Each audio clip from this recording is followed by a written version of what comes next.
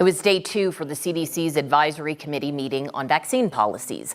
Today, advisors tabled a vote on hepatitis B and will not be changing current recommendations. They also approved a new recommendation that says adults who want COVID vaccines must first consult with their doctor, but no prescription is required.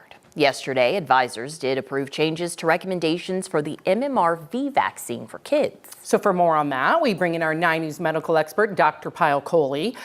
So we have so much to talk about, but let's start first with the MMRV vaccine. What is it exactly, and were you surprised by this? So it's different from the MMR vaccine. We're all familiar with that as parents. It's measles, mumps, rubella, given usually at 1 year and then again between 4 and 6 years. So a few years ago, they decided to add the V, which is the varicella, the chicken pox, to it. So now it's measles, mumps, rubella, and varicella, and they started giving it to kids, same dosing schedule. And what they noticed was there was a higher rate of febrile seizures. So little kids, especially the toddlers under the age of 2 or 4, were having more febrile seizures when getting the combination vaccine. So yesterday the advisors met and they voted 8-3. So it wasn't a unanimous decision. One person abstained to say, let's get rid of the V and separate it out. So we're getting MMR, which we've gotten for a long time at age 1 year plus 4 to 6. And then the varicella should be given separately. When you talk about these seizures, is this like, 1 in 1,000? Like, how high is the risk? Yep, so it's about double. So if the normal MMR vaccine, which are, by the way, live attenuated vaccines, which means they're weakened versions of the virus, they're live virus, it's about 4 out of 10,000 kids that will get a seizure. It's going to increase to 8 out of 10,000.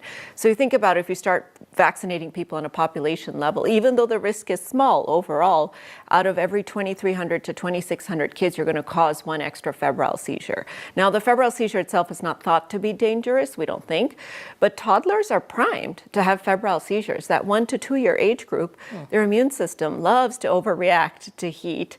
And so when you put in so many different vaccines together, it's called immune synergy, immune activation synergy. It just kind of freaks out and it increases that risk of seizure. Makes sense. So for this new recommendation, is it controversial? How is the medical industry and doctors like yourself responding? It's really controversial. And to be honest, I'm a little bit torn because one side of me, I'm an angel and a devil here.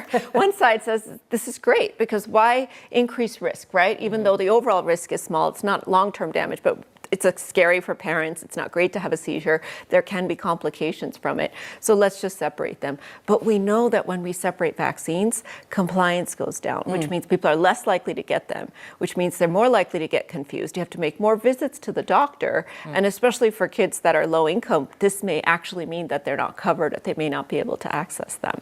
What about hepatitis B for newborns? Yep, so that's the one they shelved today, but I'm waiting with bated breath on this because if they say that newborns shouldn't get hepatitis B, I would be shocked and surprised, and I do think that that's going to increase the risk of hepatitis B. But what we're seeing really, ladies, is a trend away from kind of, this is our policy, the CDC is saying what we should do, to more kind of individualized decision making.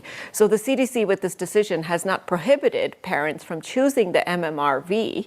It just says they're not recommending it. So insurance coverage might be an issue, but there's a federally funded vaccine program which over 50% of kids use to get free vaccines. That's offering the MMRV. So if you as a parent decided, hey, I'm just going to accept that increased risk and just get it done, you can still go ahead and do that. But we're seeing the same sort of trends with COVID vaccines where more and more decision making is shifting to an individual. And I worry because without all the data, the facts, sometimes it's hard to make an informed decision as a parent. I'm not sure which one you guys would choose as parents, but I rely on my physician. And on the CDC to guide us. I do. I take the time and the research to make sure I'm picking the right pediatrician, the right family doctor. Of course, I've always listened to, like when Dr. Fauci was giving all those recommendations back during 2020 and COVID. So, I don't have enough experience personally to make those decisions, I feel. And now doctors have sort of left with the choice. If it was my child, I would probably separate them, but it means parents have to take more responsibility for making sure that they get those doses done. Their kids aren't missing any because, chickenpox, varicella is a terrible disease because it causes shingles. It lives in your body forever once you get it. I wish I had had the vaccine because I had the bad chickenpox and a bad shingles after that. So, wow. Yeah. I do what my doctors say. Yeah, so, same. I know. But we'll see what the hepatitis B shows. That's the one I'm really anxious about. And we'll be talking about that, I'm sure. So Dr. Coley, thank you. You can find more with Dr. Coley at 9news.com/Dr. Coley.